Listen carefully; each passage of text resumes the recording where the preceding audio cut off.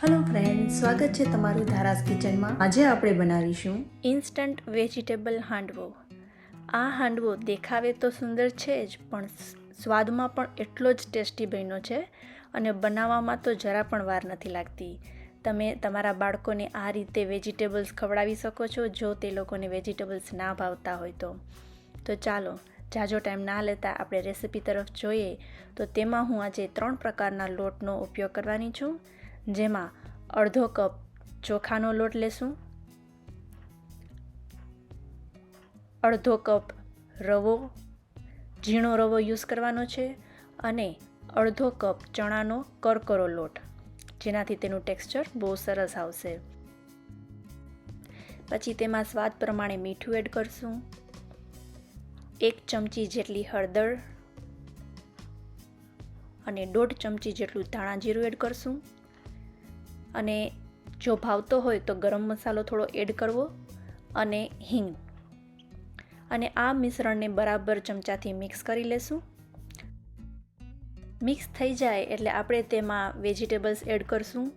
મેં અહીં છીણેલી દૂધી, છીણેલું ગાજર, આદુ મરચાંની પેસ્ટ અને લીલા વટાણાની પેસ્ટ એડ કરી છે.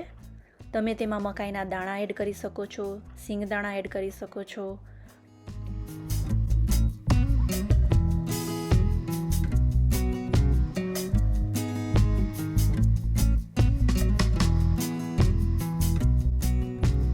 આપણે તેમાં અડધો કપ જેટલી ખાટી છાશ એડ કરવાની અને બરાબર મિક્સ કરી લેશું. ટોટલ 1.5 કપ જેટલી ખાટી છાશ હું અહીં એડ કરીશ, પણ એક સાથે એડ ના કરવી, કારણ કે વેજીટેબલ્સમાંથી પણ પાણી છૂટશે. એટલે જો વધારે ઢીલું થઈ જશે તો ઉપરથી આપણે રવો એડ કરવો પડશે. એટલે તે વાતનું ખાસ ધ્યાન રાખવું કે એક સાથે બધી છાશ એડ ના કરવી. હવે આપણે અહીં ગળાશ માટે 2 ટેબલસ્પૂન જેટલી સુગર અથવા તો છીણેલો ગોળ ઉમેરશું અને અડધો કપ જેટલો સમારેલા ધાણા અને ફરી પાછું અડધો કપ ખાટી છાશ એડ કરશું અને બરાબર મિક્સ કરી લેશું. તો અહીં ટોટલ મેં 1.5 કપ જેટલી ખાટી છાશ એડ કરી છે અને મિશ્રણને તૈયાર કર્યું છે. આ મિશ્રણ આવી રીતે મિક્સ કર્યા પછી આપણે તેને અડધી કલાક માટે રેસ્ટ આપશું, એટલે સૂજી છે તે સરસ છાશમાં ફૂલી જશે.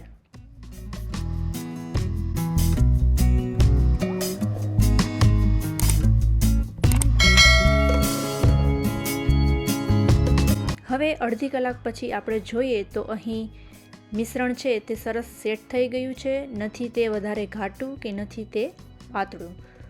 તો પરફેક્ટ કન્સિસ્ટન્સી આવી હશે.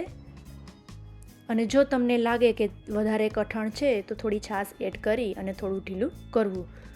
હવે આપણે એક વાસણમાં 1.5 કપ જેટલું બેટર છે તે લેશું અને બેકિંગ માટેની ટ્રે છે તેને આપણે તેલથી ગ્રીસ કરી લેશું, એટલે આપણો હાંડવો છે એ તળિયેથી ચોંટી ના જાય.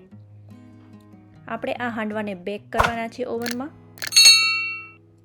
તો અહીં બેટર જે તૈયાર કરેલું છે તેમાં આપણે ફ્રૂટ સોલ્ટ ઈનો અડધી ચમચી નાખશું અને 1 ચમચી જેટલો લીંબુનો રસ, એટલે ઈનો એક્ટિવેટ થઈ જાય અને એક જ ડાયરેક્શનમાં બરાબર મિક્સ કરી લેશું.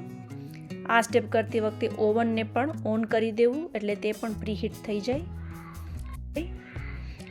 સાથે અહીં 2 ટેબલસ્પૂન જેટલું તેલ લઈ અને તે ગરમ થઈ જાય એટલે તેમાં અડધી ચમચી જેટલી રાઈ અને 1 ચમચી તલનો વઘાર કરશું. સાથે લીમડાના પાન અને સૂકા લાલ મરચાં એડ કરવાના.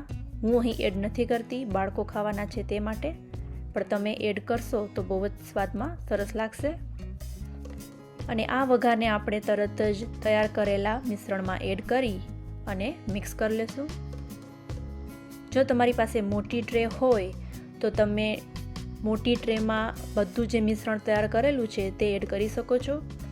હું અહીં 2 બેચીસમાં આને બેક કરવાની છું. પછી ટ્રેમાં આપણે આ મિશ્રણને એડ કરી અને અડધી કલાક માટે આપણે બેક કરવા મૂકશું.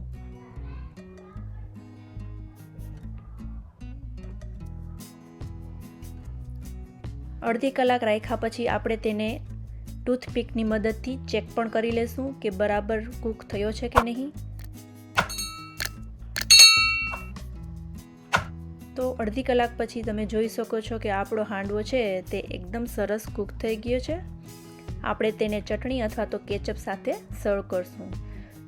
તો જો તમને મારી રેસીપી પસંદ આવી હોય તો મારા વિડીયોને લાઈક કરજો, શેર કરજો અને સબસ્ક્રાઈબ કરવાનું બિલકુલ ના ભૂલતા. તો ફરી મળશું એક નવી રેસીપી સાથે. Thank you for watching.